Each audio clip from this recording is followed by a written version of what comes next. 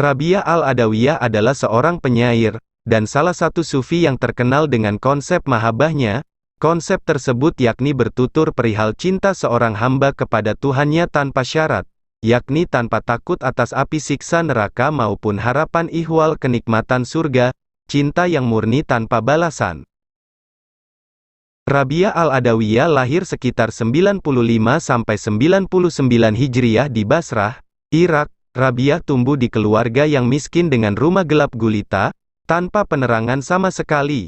Ia yang menjadi yatim piatu kelak melewati masa kelaparan serta dijual sebagai budak. Setelah tuannya membebaskannya karena setia pada Tuhan, dia hidup dalam kesendirian di luar Basra, di Irak modern. Pengalaman cinta ilahi menginspirasi Rabi'ah.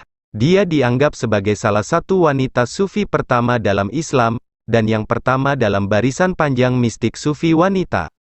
Hazrat Rabi'ah al-Adawiyah al-Qaisiyah adalah nama lahir Rabi'ah yang merupakan putri keempat dari keluarga miskin namun merdeka dan dihormati. Suatu malam, menurut Farid al-Din Attar, orang tua Hazrat Rabi'ah tidak memiliki minyak di rumah mereka untuk menyalakan lampu, atau bahkan kain untuk membungkusnya. Ibunya meminta suaminya untuk meminjam sedikit minyak dari tetangga, tetapi dia telah memutuskan dalam hidupnya untuk tidak pernah meminta apapun dari siapapun kecuali Sang Pencipta.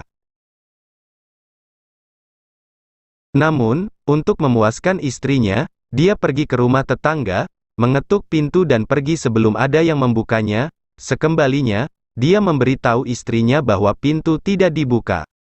Karena sedih, sang ayah pun tertidur. Dalam sebuah mimpi, dia melihat Rasulullah mengatakan kepadanya, "Jangan bersedih hati, gadis yang lahir untukmu ini luar biasa beruntung dan suci. Dengan perantaraannya 70.000 umat saya akan diampuni. Pergi ke Gubernur Basrah dan sampaikan kepadanya pesan yang tertulis di halaman ini. Setiap malam engkau melafalkan 100 durud padaku dan pada Jumat malam 400 kali, Jumat malam lalu engkau lupa melafalkan durud, sebagai kompensasi atas kelalaian ini, beri orang ini 400 dinar. Ayah Hazrat Rabi'ah bangun sambil menangis kegirangan. Dia menulis pesan itu dan pergi menemui gubernur. Dia menyerahkan surat itu kepada seorang penjaga. Ketika gubernur membacakan surat tersebut, dia tergerak oleh kenyataan bahwa Rasulullah telah mengingatnya. Ia pun memerintahkan 10.000 dirham untuk diberikan kepada orang miskin sebagai tanda terima kasih. Dia pergi menemui ayah Hazrat Rabi'ah. Setelah memberinya 400 dinar, dia berkata, "Di masa depan apapun kebutuhanmu, datanglah kepadaku tanpa ragu-ragu." Setelah kematian ayahnya, kelaparan melanda Basra dan Hazrat Rabi'ah berpisah dari saudara perempuannya. Legenda mengatakan bahwa dia menemani karavan yang jatuh ke tangan perampok. Kepala perampok menawan Hazrat Rabi'ah dan menjualnya di pasar sebagai budak. Majikan baru Hazrat Rabi'ah biasa membuatnya bekerja keras dengan pekerjaan rumah tangga. Dia akan melewatkan sepanjang malam dalam doa.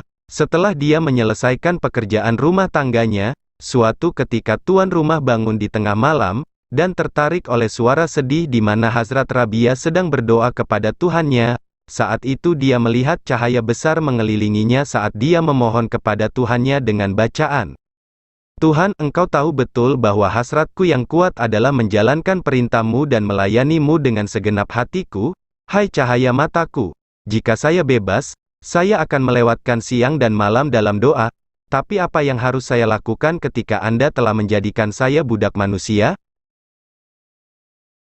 Seketika itu juga sang majikan merasa bahwa mempertahankan orang suci seperti itu dalam pengabdiannya adalah tindakan yang tidak sopan. Dia memutuskan untuk melayaninya sebagai gantinya. Di pagi hari, dia memanggilnya dan memberitahu keputusannya. Dia akan melayaninya dan dia harus tinggal di sana sebagai nyonya rumah. Jika dia bersikeras meninggalkan rumah, dia bersedia membebaskannya dari perbudakan. Rabi'ah pun mengatakan kepadanya bahwa dia bersedia meninggalkan rumah untuk melanjutkan ibadahnya dalam kesendirian.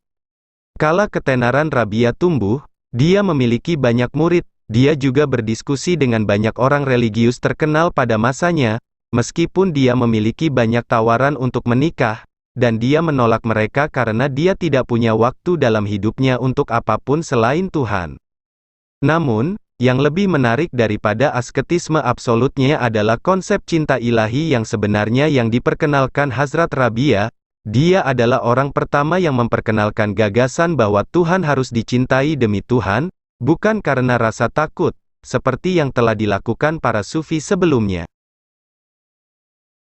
Dia mengajarkan bahwa pertobatan adalah hadiah dari Tuhan karena tidak ada yang bisa bertobat kecuali Tuhan telah menerimanya dan memberinya karunia pertobatan ini. Dia mengajarkan bahwa orang-orang berdosa harus takut akan hukuman yang pantas mereka terima atas dosa-dosa mereka, tetapi dia juga menawarkan harapan surga yang jauh lebih banyak kepada orang-orang berdosa daripada kebanyakan pertapa lainnya. Untuk dirinya sendiri, dia berpegang pada cita-cita yang lebih tinggi, menyembah Tuhan bukan karena takut neraka atau dari harapan surga, karena dia melihat kepentingan diri seperti tidak layak sebagai hamba Tuhan, emosi seperti ketakutan dan harapan seperti tabir, yaitu rintangan untuk melihat Tuhan sendiri. Dia berdoa, "Ya Tuhan, jika aku menyembahmu karena takut neraka, bakar aku di neraka. Dan jika aku menyembahmu dengan harapan surga, keluarkan aku dari surga. Tapi jika aku memujamu demi dirimu sendiri, jangan dendam padaku, keindahanmu yang abadi." Melalui perbuatan dan tindakannya, Rabia al-Basri tidak cocok dengan peran tradisional perempuan dalam masyarakat pada masanya, sebaliknya dia menjalani kehidupan mandiri dan menjadi berpengaruh di antara lingkaran teolog dan cendekiawan. Sepanjang waktunya, dia adalah seorang wanita yang memberikan teladan bagi orang lain untuk diikuti. Tak mungkin ini saja kisah Rabia Adawiyah. Maka kawan-kawan semua jangan lupa subscribe channel ini, supaya mudah mendapatkan kisah lainnya tentang sejarah populer Islam. Sampai jumpa kembali. Assalamualaikum warahmatullahi wabarakatuh.